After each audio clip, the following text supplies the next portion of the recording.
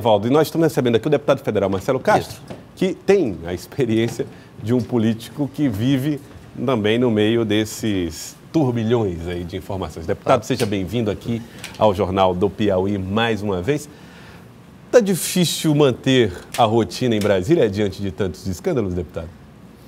Bom, Joelson, lá em Brasília está assim, uma surpresa atrás da outra. Sim.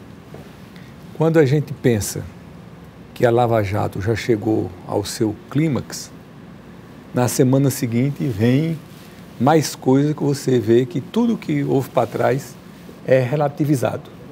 Vocês devem se recordar quando houve a delação da Odebrecht.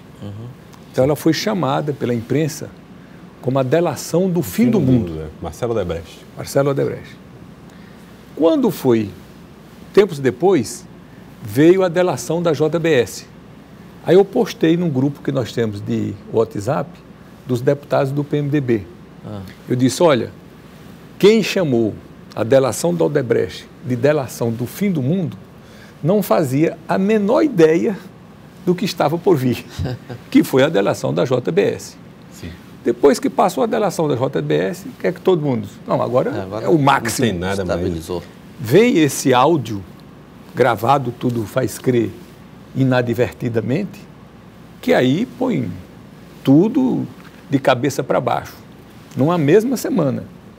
Vem o dinheiro lá, supostamente, do Gedel Vieira Lima, em Salvador, uma coisa que nunca se viu no Brasil, foi a maior apreensão de toda a história da Polícia Federal, de dinheiro vivo em toda a história do Brasil. 51 milhões é uma coisa, uma fábula. Então, tudo isso deixou o país que já estava estarrecido, muito mais estarrecido ainda. E sem contar com o depoimento do ex-ministro Antônio Palocci o depoimento do Palocci, né? Contra o ex-presidente Lula e ex-presidente. O depoimento do Palocci nessa semana passada, o pedido do Janot para processar o ex-presidente Lula, Dilma, Mercadante, né, a cúpula do seu partido, PMDB, no Senado. A denúncia do Janot implicando a cúpula do Senado do PMDB. Então foram acontecimentos que transbordou todas as expectativas, mesmo as piores expectativas que se podia ter da semana que passou. E prenuncia-se que essa não será diferente. Estão dizendo que tem mais fita do Joesley, tem mais história para ser contada. Então vamos aguardar. Deputado, agora como é que o senhor avalia a postura do Procurador-Geral da República nesses últimos dias de atuação, principalmente no que diz respeito à denúncia contra a cúpula do seu partido, o PMDB? Bom, eu acho que, sem especificar assim a cúpula do PMDB, eu acho que é uma opinião geral hoje no Brasil de que a imagem do procurador, né, Rodrigo Janot, foi tisnada por esses acontecimentos, né? Então, as fitas que vieram a público, dizem que tem mais fitas que não vieram a público, já deixa o procurador numa situação bastante delicada. E o que foi publicado hoje nas redes sociais, o encontro do Janot com o advogado de num bar de subúrbio, né, num lugar assim quase inóspito, num cantinho de bar. Ele, supõe-se de noite, de madrugada, de óculos escuros, com o advogado do Joesley, que ele acabara de pedir a prisão, então isso está repercutindo muito mal. Não sou eu que estou julgando, eu estou aqui anunciando o que a gente vê nas redes sociais, no noticiário de jornal, de tudo, né? Então, ele vai ter que fazer um esforço muito grande, um esforço redobrado para deixar a Procuradoria-Geral da República agora, no dia 17. Casual, né? Tu imagina um procurador que é uma pessoa super atarefada, ter tempo para ir num bar de, digamos assim, numa linguagem mais popular, de ponta de rua, né? Não é um bar central. E nesse bar encontrar um advogado que é de São Paulo, por mero acaso, um lugar que não é frequentado, assim, bem frequentado, porque foi no Piantela. Bom, autoridade, os políticos frequentam o Piantela, alguns, o Bar Brasília, né? No restaurante 348, que é um restaurante argentino, você encontra outras pessoas, no Porcão, que hoje não tem mais, mas tem o Rubaiá. Mas num bar de ponta de rua, isso ser uma coincidência? Bom, coincidências existem, mas é um negócio assim que chama atenção. Outra coisa, que tivesse sido uma coincidência, não ficaria bem para um procurador que está denunciando um grupo político conversar, não é, num recinto isolado com o advogado daquelas pessoas. Todo mundo vê que o bom senso, como foi no caso do Michel Temer com o Joesley. O que é que ficou mais assim chamando a atenção? Ele ter recebido a pessoa numa hora daquela e tal. O Michel tem o argumento de que recebe todo mundo, mas o que pegou mais contra foi exatamente isso. Então eu acho que o homem público, evidentemente, tem que ter esses cuidados para a sua aparência não denotar, quer dizer, já tem uma delação que foi feita, né? Que foi premiada, que muitos interpretam que foi premiada demais. Depois tem um vídeo que conta a história, né? Que implica o procurador, dizendo que ele inclusive vai trabalhar depois, né? Na defesa, quando sair, no advogado, no escritório de advocacia. E aí depois o sujeito encontra com o advogado. São coisas assim. Eu não estou condenando ninguém, porque tudo isso pode acontecer. Nem cabe a mim, nem eu tenho autoridade para isso. Nem tenho elementos para isso. Mas eu estou aqui reportando o que a gente vê nas redes sociais. Então o Janot tem uma semana para ir para a linha de frente, para assumir posturas, para sair da Procuradoria-Geral com uma imagem, não é, intocada. Porque ficou pelo menos essa celeuma aí, essa dúvida, né, da imagem dele. Agora, deputado, eu lembro que semana passada, exatamente 8 dias, eu conversava com o senhor lá numa solenidade com o ex-presidente Lula, o senhor estava descrente no que pudesse ser aprovado, no que pode ser aprovado na reforma política a tempo de valer para a eleição do ano que vem. Essa descrença continua ou o senhor acha que aquela votação da semana passada, do fim das coligações e da cláusula de desempenho, muda um pouco esse panorama? Muda, Elivaldo, muda muito. Eu havia dito para você e havia dito a todos o seguinte: em Brasília, as coisas vão por onda. Se vê uma onda favorável, aprova tudo. Se vê uma onda contrária, não aprova nada. Tudo. Então, essa questão da reforma política é uma questão que está bem amadurecida já, porque vem de décadas na cabeça das pessoas. Mas não havia se formado ainda nenhum consenso. E eu lhe disse na oportunidade que se naquela semana tivesse sido votado, com certeza teria sido rejeitado. Mas o final de semana foi importante, que o presidente da Câmara se articulou com os líderes e fizeram um acordo. A primeira parte do acordo foi cumprido. Então agora nós temos amanhã, terça e quarta-feira, para cumprir a segunda parte do acordo. Se cumprirem também a segunda parte do acordo, nós teremos aprovado a reforma política mais importante da história do Brasil. Por quê? Porque nós vamos botar para 2022 o sistema distrital misto, que é o sistema alemão, né, que é o melhor sistema que existe no mundo de sistema eleitoral. Já entra no bojo desse debate as regras de 2022. Regra de 2022. Então, isso é uma coisa que está acordado. Vamos ver se amanhã, está perto da gente saber, se esse acordo vai ser cumprido. Se for cumprido, nós teremos dado um passo gigantesco, porque, Joelson, as pessoas não se dão conta do quanto é importante o sistema eleitoral de um país para o futuro do país. Porque o nosso sistema eleitoral que nós temos hoje, ele favorece uma minoria da população. O Elivaldo, que é um comentarista político aqui, pode concordar comigo. Quem é que leva grande vantagem nesse sistema que nós temos hoje? Quem tem dinheiro, quem é celebridade e quem tem um comportamento esquisito, estranho. Ora, exótico. Se você pegar essas qualidades aqui, você está falando aí de menos de 10% da população. Você sai da média, né? Quem é que tem dinheiro no Brasil? Menos de 10% da população tem dinheiro. Quem é que é celebridade? É artista de televisão, é apresentador de programa, sobretudo programa de violência, é jogador de futebol, é comediante, né? São poucos. Pastor evangélico, né? São poucos. E os excêntricos, os exóticos, são poucos também.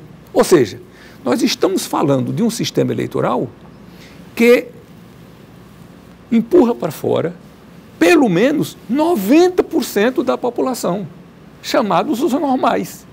Os normais, 90% da população, tem pouca chance, não é que não tenha nenhuma chance, mas tem pouca chance nesse sistema eleitoral. Mas eles entram a reboque dos campeões de voto. Quantas vezes nós não já ouvimos? Quantas vezes as pessoas dizerem o seguinte: fulano é um bom candidato, mas coitado, não vai eleito, porque ele não tem dinheiro. Ora, pelo amor de Deus, como é que nós estamos selecionando os nossos representantes? Eu sou capaz de dizer que quem é corrupto tem chance de ter mais dinheiro do que quem é honesto. Então, só isso você veja. O dinheiro faz a diferença. E o dinheiro, sobretudo nos cargos proporcionais, eu não digo isso para os cargos majoritários, sobretudo em cidades grandes, em estados grandes, o dinheiro não é tão importante. Mas nos cargos proporcionais, vereador, deputado estadual, deputado federal, é só pegar a declaração de despesas das campanhas dos candidatos. Então, você pode estabelecer uma regra de 3. Quem mais gastou, mais voto teve. Quem menos gastou, menos voto teve. Quem mais gastou foi mais eleito e quem menos gastou foi menos eleito. Não tem mistério. Uhum. Então, nós estamos privilegiando um aspecto da sociedade que não deveria ser privilegiado. Onde é que fica o caráter da pessoa? O preparo da pessoa, o seu espírito público, o seu histórico, não é? O seu trabalho. Uhum. Tudo isso fica relegado a um segundo plano, porque o nosso sistema é um sistema imenso. Você vai pedir voto em São Paulo para 33 milhões de habitantes, de eleitores. Com o distrital, você pede votos apenas no distrito onde você concorre. Pronto. A Inglaterra começou a votar e vota do mesmo jeito desde 1264. No próximo século vai completar 1000 anos que a Inglaterra vota do mesmo jeito. Lá, o deputado, o candidato lá, ele vai pedir voto a 69 mil eleitores. Eu dei uma palestra na FIEP outro dia lá em São Paulo e digo, olha, 69 mil eleitores é uma rua aqui de São Paulo. Ele é deputado de uma rua. Uhum. Ele conhece os eleitores conhecem ele. Então há um elo, há uma ligação muito estreita do político com o seu representante, que eles têm uma interação todo dia.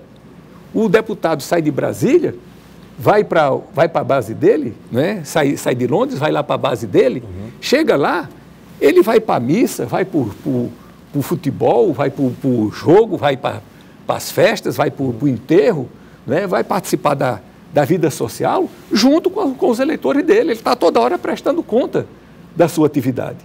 Agora, tu imagina um deputado de São Paulo dialogar com 33 milhões de eleitores. Quando chega no final, o deputado não sabe quem votou nele, o eleitor não sabe quem votou. Dos seus eleitores, né? Hoje, quando se faz uma pesquisa no Brasil, 2 anos depois da eleição de deputado federal, 70% do eleitorado não sabe em quem votaram, para deputado. Ora, se o sujeito não sabe em quem votou, como é que ele pode cobrar algo de alguém? Então, o nosso sistema que nós estamos aprovando para 2022 vai salvar o Brasil, vai dotar o Brasil de um sistema moderno, eficiente, coerente e que verdadeiramente vai escolher os melhores representantes para dar um rumo ao país. Deputado, essas regras elas são importantes para definir estratégias para 2018 também. O governador Wellington Dias, deputado Elivaldo Barbosa, falou um pouco a respeito disso hoje, porque o presidente do Partido dos Trabalhadores no município, Gilberto Paixão, disse o seguinte: olha, essa história das alianças com PMDB, com o Partido Progressista no ano que vem, isso vai ser muito discutido na base do Partido dos Trabalhadores. O governador resolveu opinar a respeito da relação dele, do governo do Estado, com os partidos aliados.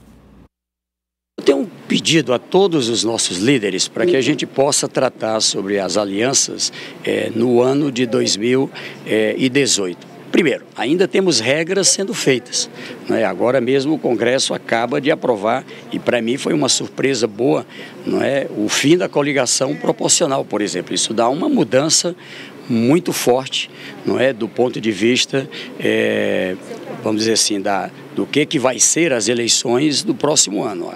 Com mais algumas outras regras que foram aprovadas na Câmara, eu acho que elas têm um efeito significativo. Agora, basta ver a votação dos destaques que foram apresentados. Vai entrar em vigor em 2018? Vai entrar em vigor em 2020? Ou seja, é um ponto importante. Do ponto de vista dos estados, não é, eu tenho uma posição clara, não é? Aqueles partidos que são importantes para apoiar o governo, não é?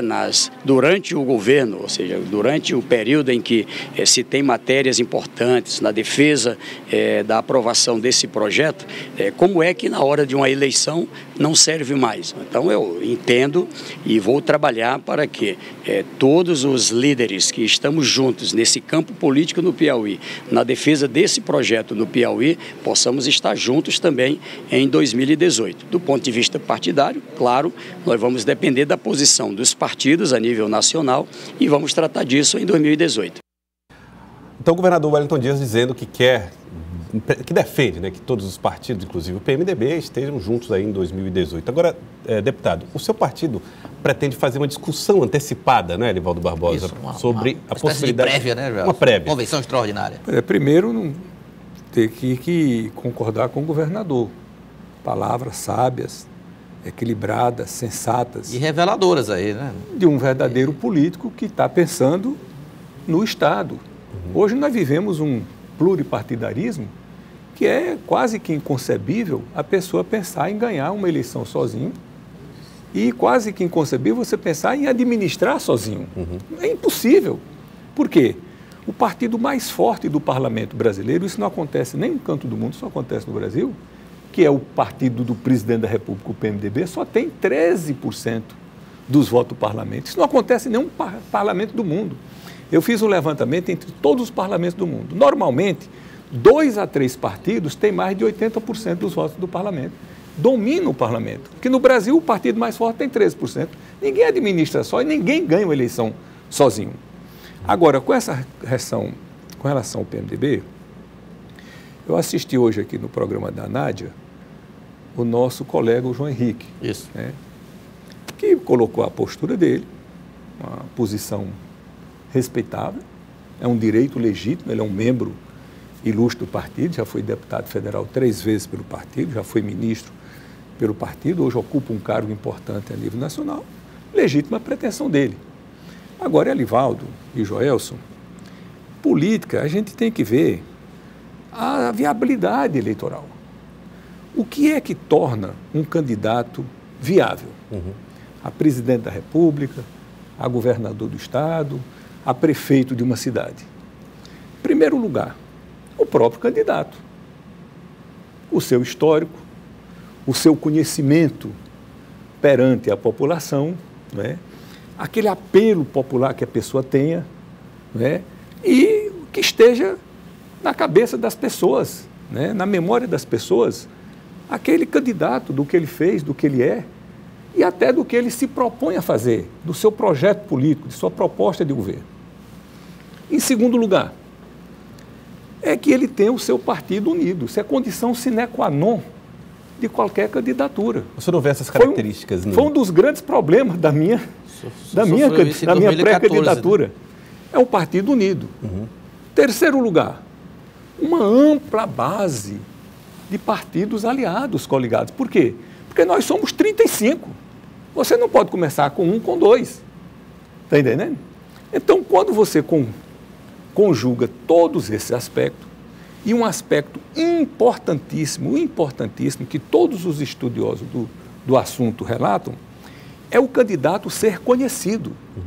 Uma das coisas que mais me surpreenderam é que eu achava que, estando em atividade, atuante, normalmente o deputado federal mais votado do Piauí, com vários projetos, projeto do pré-sal, isso e aquilo, participando de campanhas e tudo mais, eu pensava que eu era conhecido.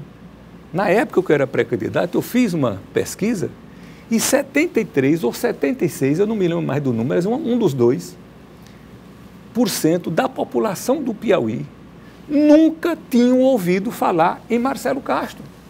Não sabiam que era Marcelo Castro. Surpreendente. Agora você imagina o João Henrique, que foi candidato pela última vez em 1998. Vamos completar agora 20 anos que ele não é candidato. Então, se você fizer uma pesquisa hoje, quantos por cento da população o conhece? A pesquisa mais recente que foi feita, com intenção de voto estimulado, ele tinha 1%. Então, Elivaldo, é o caso assim, eu fui professor de física, e às vezes como professor de física você tem que fazer o raciocínio inverso para chocar o aluno, para o aluno enxergar aquilo que deve enxergar. Eu lhe pergunto o seguinte, se nós do PMDB nos reuníssemos e dissessemos, tá bom, João Henrique, tem confusão não, você é o nosso candidato. Como é que ele iria viabilizar a candidatura dele? Se, pelo que tudo indica, as pesquisas indicam, ele só tem 1% dos votos. Eu não estou aqui tentando diminuir. Mas o pedido dele vai ser aceito para a convenção? Acredito que sim, o partido vai deliberar sobre isso. Está entendendo, Elivaldo? Então, falando aqui de uma maneira bem clara, com todo o respeito que eu tenho ao João Henrique, que ele sabe que eu tenho, mas a primeira condição de uma candidatura majoritária é viabilizar-se eleitoralmente. Como? Com popularidade, com a união do partido, com as coligações amplas, com a aprovação pelos outros partidos, com o conhecimento da população, para você pegar uma candidatura de um candidato, digamos que não tenha 5% da população que o conheça, para você começar do zero, com o partido desunido, sem os outros coligados, é um negócio muito difícil. Então, eu até conversei com ele essa semana, e João Henrique, por que você não volta para a política sendo deputado federal? O Piauí sempre teve 2 deputados federais, né? Agora nós estamos na iminência de ter só um candidato, né? Porque não estou vendo ninguém se apresentando como candidato do PMDB, só teria eu, no caso, como candidato, para saber se elege ou não. E aí você, deputado federal, vai novamente voltar à lide política, se tornando mais conhecido, e um projeto, quem sabe lá na frente, hoje a pessoa de primeiro vivia uns 50 anos, passaram a viver 100, hoje estamos vivendo 90, né? Daqui para lá. Com todo o respeito que eu tenho ao João Henrique, mas eu tenho que ser sincero, eu sou o presidente do partido. Nós temos a responsabilidade de fortalecer o partido e levar o partido a um porto seguro. Outra coisa, eu entendo que o PMDB para 2018 já tomou a sua decisão. Nós reunimos o partido, discutimos várias vezes, foi uma das coisas que eu mais questionei dentro do partido. Gente, pelo amor de Deus. Estão certos. O PMDB não pode dar esse passo no rumo do Wellington Dias, agora em 2017, ocupar cargos, participar da administração e quando chegar em 2018, dar um passo para trás e dizer, não, eu estou fora. Isso é ridículo para um partido, nós não podemos fazer isso. E todos, unanimemente, concordaram com essa posição minha. Quando eu digo unanimemente, tira o João Henrique e tira a Juliana, porque a Juliana já declarou, né, que não acompanharia. Mas todos os outros estão de acordo com essa posição do partido. Tá certo. Deputado federal Marcelo Castro, muito obrigado pela participação conosco aqui no Jornal do Piauí. Obrigado por ter vindo, deputado. Estou com a sensação de que eu conversei demais. Conversou bem.